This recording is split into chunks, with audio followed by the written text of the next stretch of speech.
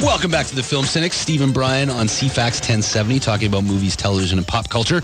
We've reviewed The Blind Side and Sherlock Holmes. I said Blind Side, rent it. Brian said... I said keep it just because I love football movies, but general public, you're probably just going to rent it. And Sherlock Holmes, we both wholeheartedly endorse going and buying it, yes, adding it to your collection, keeping it on your shelf. It's great. Both titles are from Warner.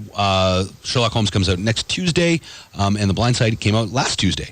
And now we're going to move into our Vault review of The Killer. It's time to break some titles out of the vault. It is time. Okay, so what we have here is we're doing something a little bit new, is that we've got a classic title, John Woo's The Killer from 1989, and it's being re-released from our friends at Alliance Films. It comes out on Tuesday. And so those of you who are slightly familiar with the name Chow Yun-Fat, this is why you know who he is. He did this movie, and then it allowed him to do so many other movies. Yep. This is the reason he got really recognized in the West and was eventually able to come over and do, well, a whole host of films. And this is also the movie that pretty much promoted John Woo from a Hong Kong filmmaker to a worldwide filmmaker, yes, because of the success of The Killer and the resonance it's had within the action film community since 1989 when it was made. Looking back at it now, it kind of looks hokey and cheesy. Yeah, but it is the 80s. At the time, in 1989, when you see this movie and you haven't seen these visuals before, you're going to be like, wow, what a great film. It's basically the story of a contract killer, an assassin who is hired for one last job.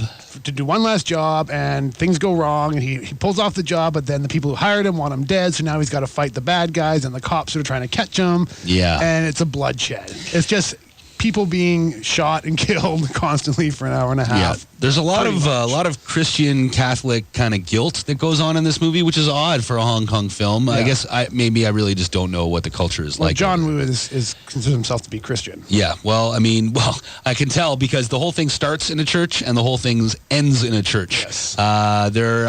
So basically, yeah, Chow Yun-Fat, he accidentally blinds a woman on one killing that he's on, and so he decides that he's had enough, and so he's sort of trying to take care of this woman and hopefully get her an eye transplant. Cornea transplant? Cornea transplant. And eventually that's what it's all leading up to as we hurtle towards the bullet-filled ending. There is a lot of gunfire. There is a lot of bloodshed. There are a lot of shootout scenes that go on. So it's basically, like the Chinese triads versus Chow Yun-Fat. And his cop partner, Danny Lee. Yes. Who was trying to catch Chow Yun-Fat, but then realizes that they're kind of similar in their honor code, and they kind of become buddies, which I never really got, but it made for a good shooting because now you have two guys with impeccable aim. Yes. That can shoot anyone and at can't any be time. hit either. Who apparently can dodge bullets and shoot through glass. But having said that, I didn't love the movie because obviously it's 21 years old now. Yes. And it looks 21 years old. Yeah. And the quality of the transfer wasn't that great. I was expecting something a little better. Like, it just kind of, the quality of the image wasn't spectacular. No.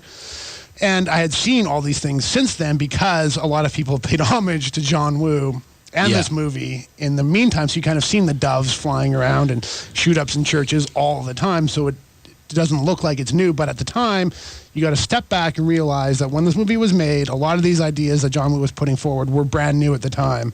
Well, if you look at, if you look at The Matrix, okay, and The Matrix shootout scenes, any one of them, they are basically going, okay, I saw this in The Killer, we'll add a couple extra flips and do it all in slow motion, and there we go. That's our thing. And so it's while it itself, John Woo himself says in the special features, and there are a lot of special features on this, which is why this thing is so special.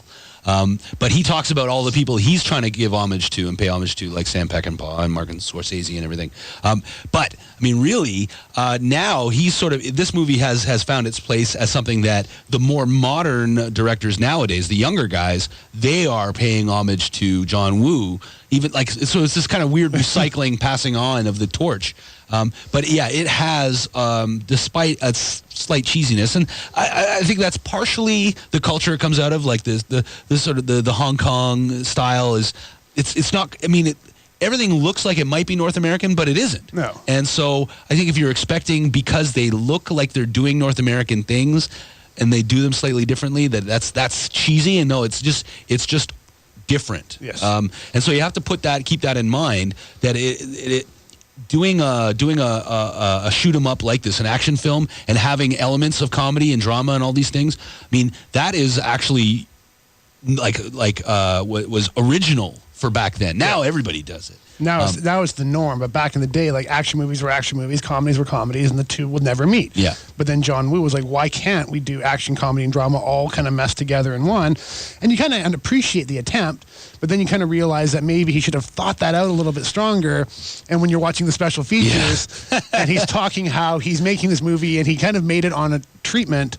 He didn't have a script, and he wrote it as they went along. And you're like, "Oh, don't tell me that." Yeah, don't John say Woo. that out loud, dude. Because first of all, seriously. congratulations being able to make a huge movie on a treatment.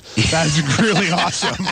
But at the No same script. time, maybe you should think out your script and your plot developments before you're actually rolling camera, because it might make your movie flow a little bit better. Having said that, if you're a fan of action movies, I highly recommend seeing it, because it is what's considered now a classic. Yes, it's definitely a classic. And it's definitely something you need to see if you're going to appreciate the genre to come after it. And fortunately, it's a double disc, the Ultimate Edition, and it does come with a whole bevy of special features to sort of explain it and put it in context, historical context, a lot better. Most especially the interview that they do with John Woo is very interesting. It is. The guy seems a lot more humble than I would have thought, because I really sort of thought of him maybe as thinking that he was so great. But I think it's... You get a better appreciation for him, because he really seems to appreciate film and the history before him, and he really talks about it. Like, he's a fan of movies. Yeah. Which makes me a fan of his, because he's not just some guy who's like really cocky and like, hey, I'm really great at this. Like, he's appreciates movies, which is awesome. Now, so Brian and I are both recommending to check it out. I'm going to say it's a renter, definite renter. Yeah, I'm saying it's a definite renter as well. It comes out on Tuesday from our friends at Alliance Films. It's The Killer by John Woo. We're going to take a commercial break. When we come back, we're going to break some trailers out for y'all. Stay with us.